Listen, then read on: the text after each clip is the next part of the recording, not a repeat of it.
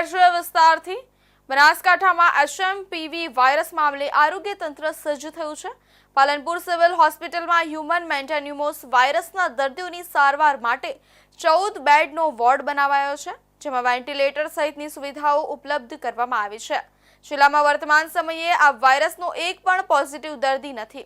HMPV વાયરસને લઈને Palanpur Banas civil હોસ્પિટલમાં આગોતરું આયોજન કરાયું છે।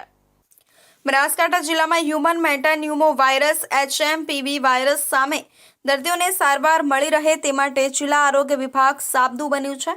જિલ્લા આરોગ્ય વિભાગ દ્વારા તાલુકા હેલ્થ સેન્ટરોમાં ફરજ બજાવતા કર્મચારીઓને સારવાર માટે સૂચનાઓ આપવામાં આવી છે, જ્યારે પાલનપુર સિવિલ હોસ્પિટલમાં અલાયદો વોર્ડ તૈયાર કરાયો છે।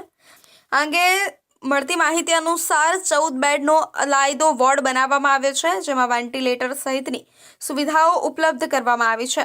બનાસકાંઠામાં HMPV વાયરસ મામલે આરોગ્ય તંત્ર સજ્જ થયું છે। જિલ્લા આરોગ્ય અધિકારીએ જિલ્લાના તમામ તાલુકા અધિકારી અને મેડિકલ ઓફિસરો સાથે બેઠક યોજી હતી। બનાસકાંઠામાં મેન્ટાન્યુમો વાયરસને લઈને ગભરાવાની જરૂર નથી।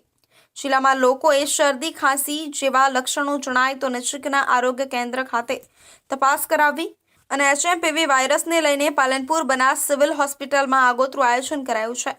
સિવિલ હોસ્પિટલમાં 14 બેડનો અલગ વોર્ડ બનાવાયો છે। વોર્ડને આઇસોલેશન અને વેન્ટિલેટર સુવિધાથી સજ્જ કરવામાં આવ્યો છે અને અત્યાર સુધીમાં જિલ્લામાં એક પણ વ્યક્તિને કોઈ શંકાસ્પદ લક્ષણ જોવા નથી મળ્યા।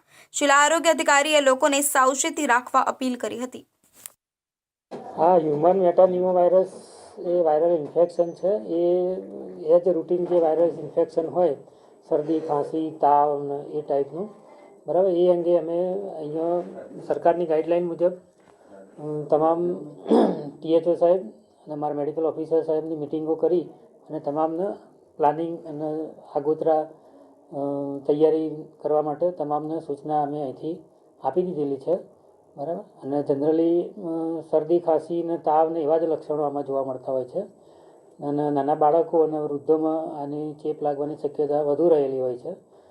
HMPV વાયરસ ઇન્ફેક્શન છે। નાના બાળકોને શરદી તાવ ખાંસી સાથે નાક બંધ થઈ જવાના લક્ષણો થાય છે।